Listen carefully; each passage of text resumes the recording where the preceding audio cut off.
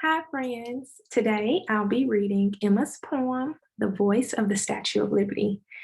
This book was written by Linda Glaser and with paintings by Claire A. Nivola.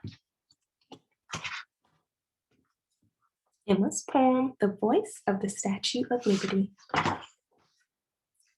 To the immigrants, then and now, Linda Glaser. When Emma was a little girl, she had plenty of everything. Plenty of pretty dresses, plenty of good food, and plenty of love from her family. She lived in a large, comfortable house in New York City with her mother and father and her sisters and brother. She loved to read, and she had plenty of books. She loved to write, and she had plenty of time to create stories and poems. All the people Emma knew had plenty of good food and fine clothes. They had plenty of everything. Even when Emma was all grown up and by then a well-known writer, she still only knew people who had plenty of everything.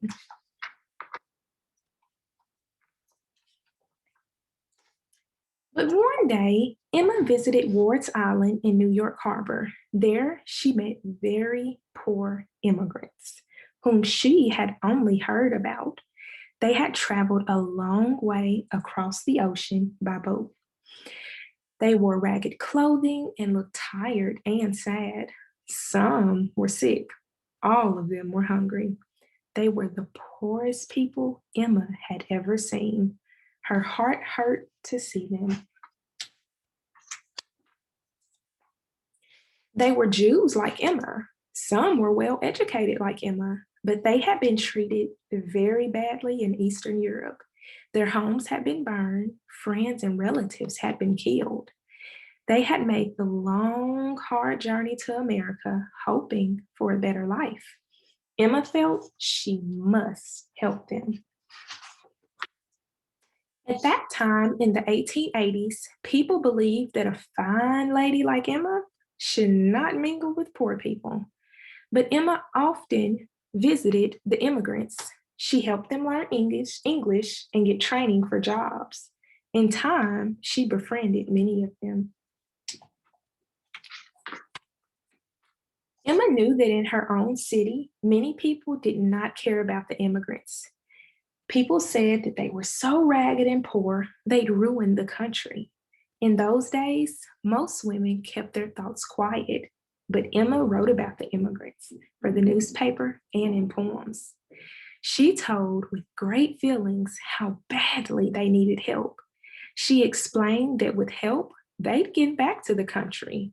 Many people read her writing. Some began to care, but still many did not. One day, Emma heard about a statue being constructed in France as a gift of friendship for the United States. It was meant to show the great love of liberty that both countries shared. The statue was huge, 151 feet tall. The arm holding the torch was 42 feet long.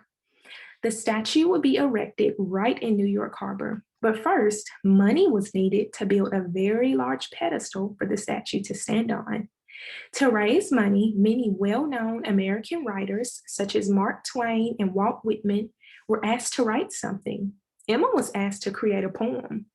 The whole collection would be sold to help pay for the statue's pedestal. Emma Lazarus always wrote what she cared about. Now she thought hard. What did she want to say? At that time, the Statue of Liberty had nothing to do with immigrants.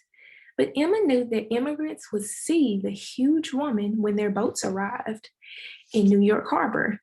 Wouldn't they wonder why she was there? What might they think?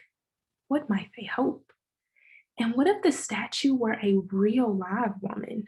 What might she think when she saw immigrants arriving hungry and in rags? What might she feel? And Emma pondered, what would the statue say? if she could actually speak. Emma took up her pen and began to write. Emma's poem was the only one read at the large celebration in 1883 to raise money for the pedestal. Those listening heard a powerful new voice speak up for the immigrants. In the last few lines of Emma's poem, they heard the huge statue send out a welcome to immigrants and boldly tell the world, "Give me your tired, your poor, your huddled masses yearning to breathe free." 3 years later, in 1886, when enough money had been raised, the statue was packed into 214 crates, shipped across the Atlantic Ocean, and erected in New York Harbor on top of the pedestal. Sadly, Emma lived only a short time after the statue was erected, although she knew that her poem had helped buy the pedestal for it. And she knew that her poem gave the huge woman a strong and caring voice.